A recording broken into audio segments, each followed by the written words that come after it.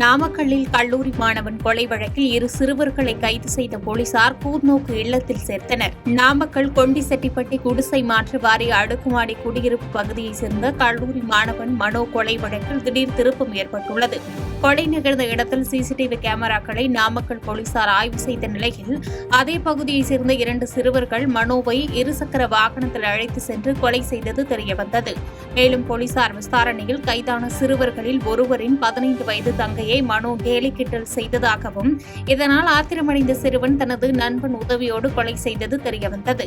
இந்நிலையில் விபத்து குறித்து வழக்கு பதிந்த போலீசார் 2 சிறுவர்களையும் கைது செய்து கூர்நோக்கு இல்லத்தில் சேர்த்தனர். சென்னையில் ரயில் பயணச்சீட்டை முறைகேடாக டிடிஆர் விற்றுவிட்டதாக புகார் அளித்த பயணியிடம் போதையில் ரயில்வே பாதுகாப்பு போலீசார் வாக்குவாதத்தில் ஈடுபட்ட சம்பவம் பரபரப்பை ஏற்படுத்தியுள்ளது. சென்னையை சேர்ந்த மோகன்ராஜ் என்பவர் தனது குடும்பத்துடன் திருச்செந்தூர் செல்வதற்காக எழும்பூர் ரயில் நிலையத்தில் இருந்து கிளம்பும் செந்தூர் எக்ஸ்பிரஸ் ரயிலில் 6 நபர்களுக்கு டிக்கெட் முன்பதிவு செய்துள்ளார். இந்த நிலையில் பயணத்தின் போது மோகன்ராஜின் தந்தை வராததால் முன்பதிவு செய்த டிக்கெட் ரத்து செய்யாமல் மற்ற நபர்களுடன் பயணத்தை தொடர்ந்துள்ளார். அப்போது வந்த டிக்கெட் பரிசோதகர் காலியாக இருந்த பயணச்சீட்டு குறித்து மோகன்ராஜிடம் விசாரித்ததோடு வேறொரு நபருக்கு அந்த பயண சீட்டை சட்டவிரோதமாக விற்றதாக கூறப்படுகிறது. இதனால் இரு தரப்பினருக்கும் வாக்குவாதம் ஏற்பட்ட நிலையில் ரயில்வே பாதுகாப்பு போலீசாருக்கு டிக்கெட் பரிசோதகர் தகவல் அளித்துள்ளார். அதன்படி வந்த ரயில்வே பாதுகாப்பு போலீசார் போதையில் இருந்த நிலையில் முறையாக விசாரிக்காமல் மோகன்ராஜை ரயிலில் இருந்து இறக்க முற்பட்டதாக கூறப்படுகிறது. இதனால் அதிர்ச்சியடைந்த மோகன்ராஜ் உடன் வந்தவர் அபாயச் சங்கிலியை பிடித்து இழுத்ததால் அவருக்கும் அபராதம் விதிக்கப்பட்டது. இதனால் ரயில்வே பாதுகாப்பு போலீசாருக்கும் மோகன்ராஜ் தரப்பினருக்கும் வாக்குவாதம் ஏற்பட்ட நிலையில் இச்சம்பவம் தொடர்பாக காவல்துறையினர் விசாரணை மேற்கொண்டு வருகின்றனர். நீங்க லிசனே பண்ணல சார், நாங்க சொல்றத முதல்ல நீங்க லிசன் பண்ணல என்கொயரி பண்ணல. சரி சார், நீங்க லிசன் பண்ணல என்கொயரி பண்ணல சார். தேசிய கல்விக் கொள்கையால் தமிழகத்தில் உள்ள ஏழை எளிய மாணவர்கள் மிக கடுமையாக பாதிக்கப்படுவார்கள் என இந்திய கம்யூனிஸ்ட் கட்சியின் மாநில செயலாளர் முத்தரசன் தெரிவித்தார். சென்னையில் இந்திய கம்யூனிஸ்ட் கட்சியின் மாநில செயலாளர் முத்தரசன் உண்ணாவிரத போராட்டம் நடத்தி வரும் MP சசிகாந்த் செந்திலை ராஜீவ்காந்தி அரசு மருத்துவமனையில் சந்தித்து நலம் விசாரித்தார். அதனைத் தொடர்ந்து செய்தியாளர்களை சந்தித்து பேசிய அவர் ஒன்றிய அரசின் தேசிய கல்விக் கொள்கையை கண்டித்தும் தமிழகத்திற்கான நிதியை உடனடியாக வழங்க வேண்டும் என்று வலியுறுத்தியும் 4வது நாளாக சசிகாந்த் செந்தில் உண்ணாவிரத போராட்டத்தை மேற்கொண்டு வருவதாகவும் தெரிவித்தார். மேலும் ஒன்றியத்தில் இருக்கும் மோடியின் ஆட்சி ஜனநாயக ஆட்சி மற்றும் மக்களின் கோரிக்கையை பரிசீலிக்கக்கூடிய ஆட்சியல்ல எனவும் தெரிவித்தார். மேலும் ஒரு பாசிச அரசாக ஒன்றிய அரசு இருப்பதாகவும் மக்களை திரட்டி அரசுக்கு எதிராக போராட்டம் நடத்தினால்தான் ஒரு தீர்வு கிடைக்கும் எனவும் தெரிவித்தார்.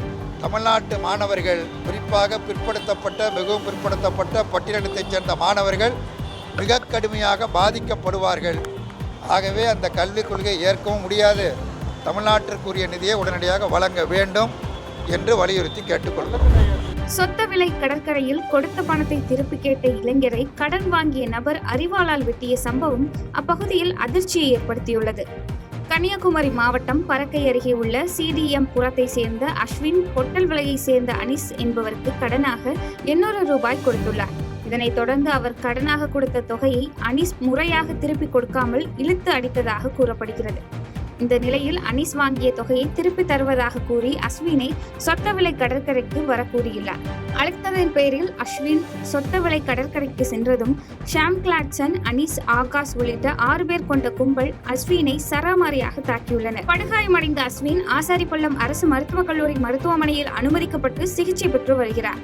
இதனைத் தொடர்ந்து அவர் கொடுத்த புகாரின் பேரில் சுசீந்திரம் போலீசார் 6 பேர் மீதும் 6 பிரிவுகளின் கீழ் வழக்கு பதிவு செய்து அஸ்வினை அரிவாளால் வெட்டிய சாம் கிளாட்சனை கைது செய்து விசாரணை செய்து வருகின்றனர். மேலும் மீதி உள்ள 5 பேரை போலீசார் வலை வீசி தேடி வருகின்றனர். காங்கிரஸ் எந்த கட்சியுடன் கூட்டணி என்பதை தேசிய தலைமைதான் முடிவு செய்யும் என தமிழக காங்கிரஸ் கமிட்டி தலைவர் செல்வ பெருந்தகை தெரிவித்தார். திருநெல்வேலி மாவட்டம் பாளையங்கோட்டையில் தமிழ்நாடு காங்கிரஸ் கமிட்டி சார்பில் வாக்கு திரட்டை தடுப்போம், வாக்கு அதிகாரத்தை பெற்றுக் கொடுப்போம் மாநாட்டுக்கு கால்கோள் நாட்டு விழா நடைபெற்றது. இதில் தமிழக காங்கிரஸ் கமிட்டி தலைவர் செல்வ பெருந்தகை, சட்டமன்ற நாடாளுமன்ற உறுப்பினர்கள் உள்ளிட்ட பலர் கலந்து கொண்டனர். தொடர்ந்து செய்தியாளர்களை சந்தித்த அவர் நெல்லையில் நடைபெறவுள்ள வாக்கு திரட்டை தடுப்போம், வாக்கு அதிகாரத்தை பெற்றுக் கொடுப்போம் மாநாட்டுக்கு கால்கோள் நாட்டு விழா நடைபெற்றது என்றும் இந்த மாநாடு ஒரு திருப்பு முனையான மாநாடாக அமையும் எனவும் நம்பிக்கை தெரிவித்தார். மேலும் தமிழக முதலமைச்சரின் வெளிநாட்டு பயணம் குறித்து வெள்ளை அறிக்கை கேட்டதற்கு பதிலாக நாடாளுமன்ற கூட்டத்தொடர் நடக்கும்போது கூட வெளிநாட்டில் சுற்றுப்பயணம் மேற்கொண்டவர் பிரதமர் மோடி எனவும் தெரிவித்தார். தொடர்ந்து காங்கிரஸ் எந்த கட்சியுடன் கூட்டணி என்பதை தேசிய தலைமைதான் முடிவு செய்யும் என்றும் திமுக கூட்டணியில் எந்த மன வருத்தமும் இதுவரை ஏற்படவில்லை எனவும் தெரிவித்தார். காங்கிரஸ் கட்சி விஜயோடு கூட்டணி சேர்வதற்கான சாத்தியக்கூறுகள் இருக்கிறதா? நீங்க சொல்லி தான் கேள்விப்படுறோம். இது அகில இந்திய தலைமை தான் முடிவெடுக்கணும். செய்திகளை உடனுக்குடன் தெரிந்து கொள்ள கீழ்கண்ட கேபிள் மற்றும் டிடிஎச் நெட்வொர்க்குகளில் எம்நாடு செய்தி தொலைக்காட்சியை காணுங்கள்.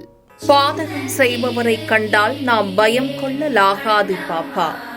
மோதி மிதித்து விடு பாப்பா, அவர் முகத்தில் உமிழ்ந்து விடு பாப்பா. அண்மை செய்திகளை உடனுக்குடன் தெரிந்து கொள்ள இணைந்திருங்கள் எம்நாடு தொலைக்காட்சியுடன்.